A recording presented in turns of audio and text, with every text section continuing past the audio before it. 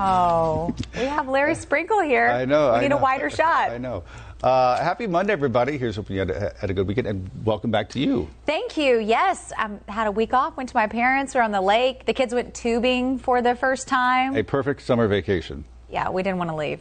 It was nice. That 2 a.m. wake-up call was a little rough this morning. Hey, listen, this morning we're talking about something that's getting a little bit of controversy, not just here in the Carolinas, but it's actually making national news. It's on the front cover of NBC News this morning.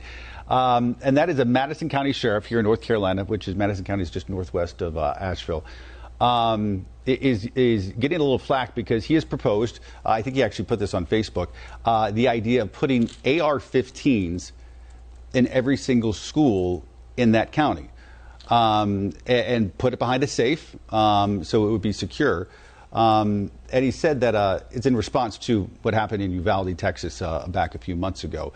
So do we have that Facebook post? I think we have that, maybe. Well, here are the comments so far people are getting. So we're getting all sorts of comments. One person texting us this morning saying, yes, this will save lives. Train anyone who wants it to use it. The other comments we're seeing, more guns, not the solution. Why are we forcing our children to attend prisons with armed guards? How will this affect mental health of the students? And another person saying, no, if the police were afraid to go in the unlocked classroom with an active shooter, what do you think a school official or school resource officer will do? Ban AR-15s for the sake of our children, proven success in other countries. So obviously very controversial, and wow, our comments are already blowing up here from people. We're having absolutely ridiculous to great idea, bad idea, great idea. I mean, Mike says, why not put AR-15s on the back to school list for school shopping? I think making a joke right there. Melissa says, I've never heard a more ludicrous idea than this. So Joanne makes the comment of just have cops around or school resource officers around. Horrible idea. Who will use these? So it would be the school resource officers that they would be locked away and put away. But like we saw in some of the comments, one side is you don't need guns in classrooms, and then people say, in Uvalde, look at all those officers that were there with guns within minutes, and well, that's a whole nother issue. They stood around for a while. But I think the sheriff's office, I think in his sort of announcement or his post that he put on Facebook, mentioned Uvalde as a reason he's doing it. But several of those officers in Uvalde, they had rifles. They had the protective vests on, and if you have people with that equipment, then an AR-15, I'm not sure is going to make much of a difference if it's the personnel issue and not the equipment issue. I think a lot of schools now are, after watching that security footage in Uvalde, saying, well, let's hope our officers respond more quickly and don't wait around for someone else to make a call to approach a gunman.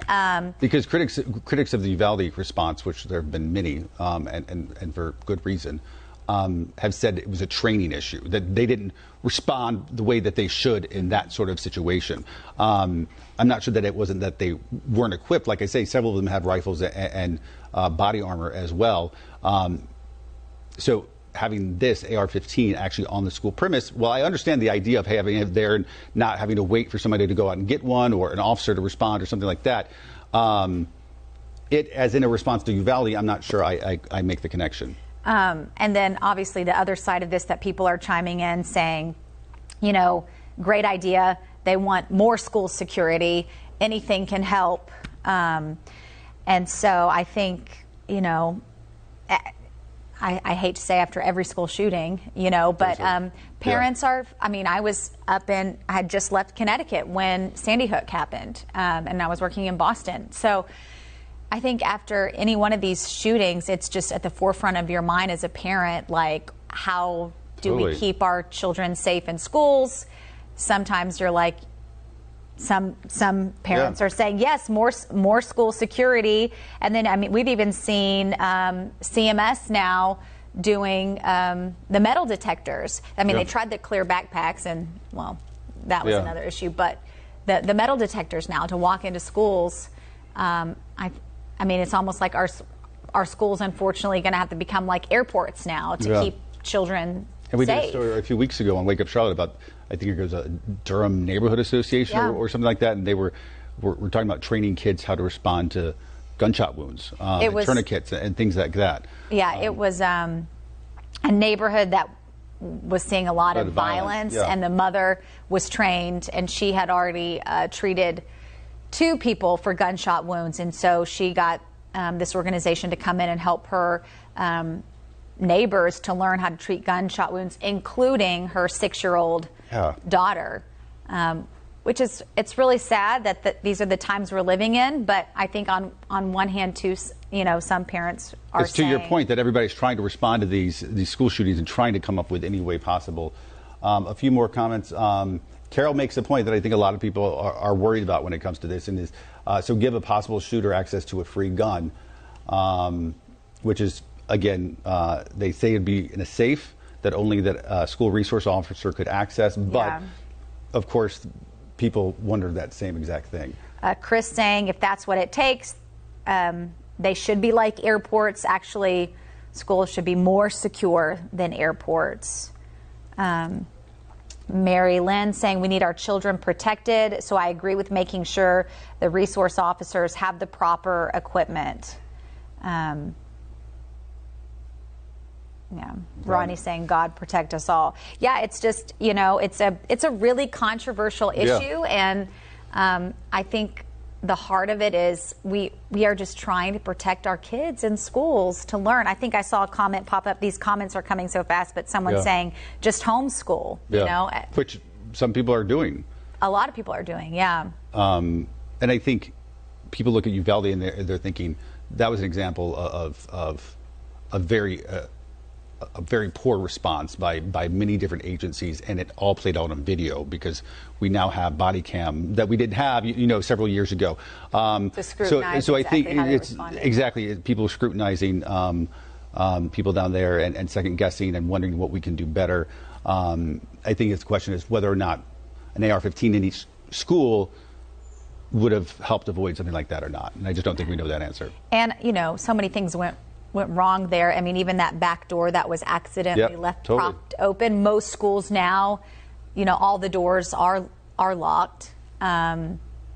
So it's a scary time, especially talking about kids heading back to school now in August. I read a story on parents buying kids bulletproof backpacks, and didn't we do a story on this company that's making like bulletproof school tables? So if something happens, they could lift up the table. I mean, my daughter is in, she's going into first grade, but they do active shooter trainings at school. I mean, we never did that growing up. They don't call it that to them. They say, like, if the bandit comes, like, go hide in the corner and do this. And so I don't think she really processes exactly what they're training for. But that's okay. It's the training, even though she might not understand the full meaning behind it, which is probably good.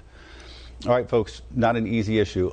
Continue to weigh in. Let us know, what do you think? Do you think this is a good idea? Again, this is happening in Madison County, just northwest of Asheville. And it looks like the sheriff has the support of the county commissioners, so it looks like it's going to be a go, at least for the time being. Let us know, what do you think? And then we'll see you back here tomorrow for another edition of Wake Up Charlotte to Go. Bye, everybody.